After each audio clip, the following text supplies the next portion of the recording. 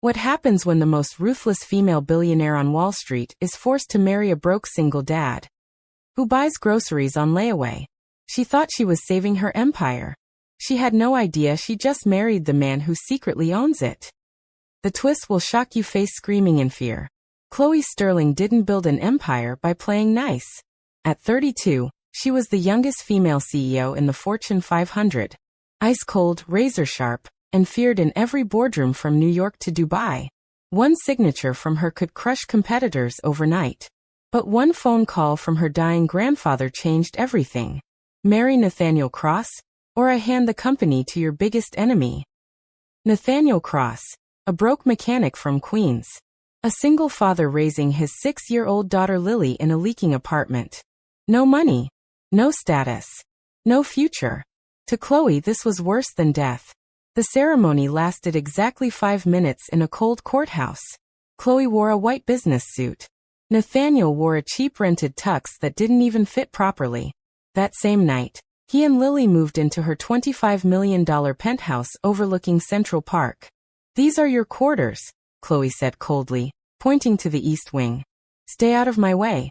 Don't touch my things. And never forget, this is just a contract." Lily spun happily on the shiny marble floor in her old, worn shoes.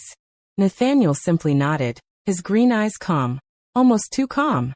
For weeks, Chloe treated him like furniture. She worked 18-hour days fighting off a hostile takeover by Richard Caldwell. Her company was bleeding millions. Stress was destroying her. But strange things started happening. Her biggest rivals suddenly backed off. Deals that were collapsing mysteriously closed in her favor. Someone was quietly destroying Caldwell's empire from the shadows and protecting hers.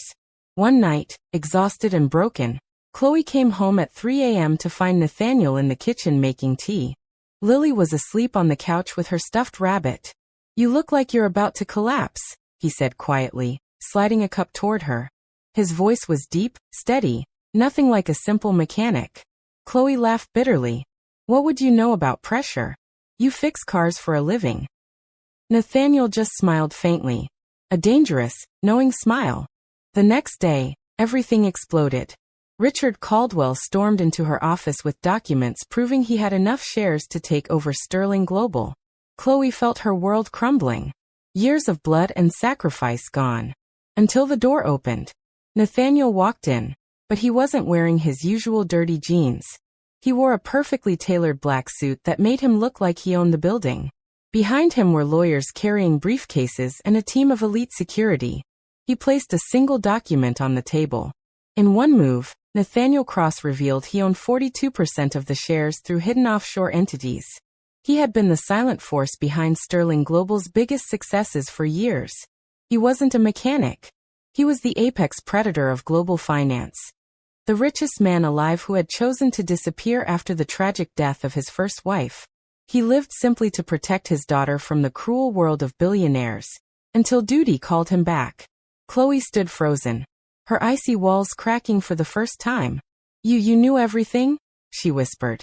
Nathaniel stepped closer, his green eyes locking onto hers with an intensity that made her heart race.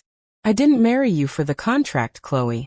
I married you because your grandfather asked me to protect the only thing you truly loved, and maybe, just maybe, show you there's more to life than power." Months later, Chloe was no longer the Ice Queen. She still ran her empire, but now with balance. Lily called her mom, and filled the penthouse with laughter. And Nathaniel? He remained the quiet force behind everything. But now he stood openly by her side. The woman who thought her life was over had actually stepped into the greatest love story she never saw coming. Sometimes the greatest power is the one that chooses to stay hidden until the right person needs saving.